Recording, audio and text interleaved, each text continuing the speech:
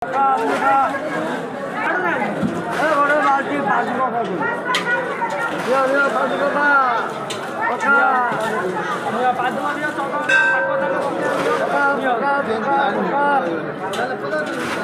ତ ପ୍ରତ୍ୟେକ ବର୍ଷ ରାତିରୁ ଆସେ, ରାତି 4টাରୁ ଆସି ବାବାଙ୍କ ଦର୍ଶନ କରେ। ଏଟା ହଉଛି ମୋର ଗୋଟେ ଦୀର୍ଘ ଦିନରୁ ଆସେ ମୁଁ ବରୁଣେଶ୍ୱର ବାବାଙ୍କର ଦର୍ଶନ କରିବା ପାଇଁ, ବଡ଼ସିଂହାର ବେଶ ଦର୍ଶନ କରିବା ପାଇଁ। ଏ ବଡ଼ସିଂହାର ବେଶ ଦର୍ଶନ କରିବା ପାଇଁ ମାନେ ଇଚ୍ଛା ଥାଏ ବର୍ଷର ଥରେ କେମିତି ବାବାଙ୍କର ମଝିରେ ତ ବହୁତ ବଡ଼ସିଂହାର ବେଶ ହୁଏ, ମକର ବଡ଼ସିଂହାର ବେଶ ଗୋଟେ ଅଲଗା ପ୍ରକାର ଲାଗେ ଆମକୁ।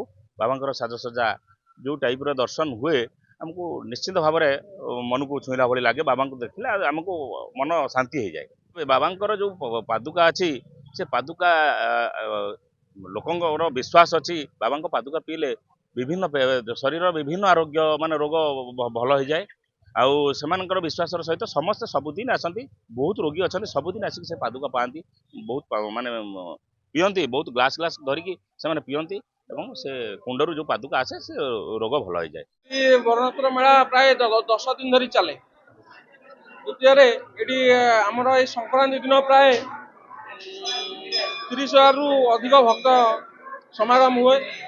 ବାବାଙ୍କର ରୀତିନୀତି ଚାଲେ କ'ଣ ନା ରାତି 3ଟାରୁ 3ଟା ସାଢ଼େ 3ଟା ଭିତରେ ବାବାଙ୍କର ଆଳତି, ତାପରେ ରୁଦ୍ରାଭିଷେକ ପାଇଁ ବଡ଼ସିଂହାର ବେଶ ଆଉ ମନ୍ଦିରରୁ ପାଣି ଉଝଳାଯାଏ।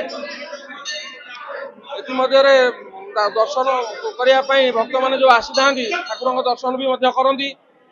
ଯାହାକି ଏ ମେଳା ହେଉଛି ବହୁତ ପୁରାତନ ମେଳା। ଏ ମେଳାରେ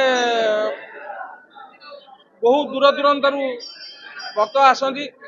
ବାବାଙ୍କ ପ୍ରତି ଭକ୍ତମାନଙ୍କର ସେତିକି ବିଶ୍ୱାସ ରହିଛି, ଯାହାକି ବହୁ ମାନେ ପୁରାତନ ରୋଗ ଯାହାକି ଡକ୍ଟର ମାନେ ଯୋଉଠି ଫେଲ ମାରନ୍ତି ସେଠି ବାବାଙ୍କର କୃପାରୁ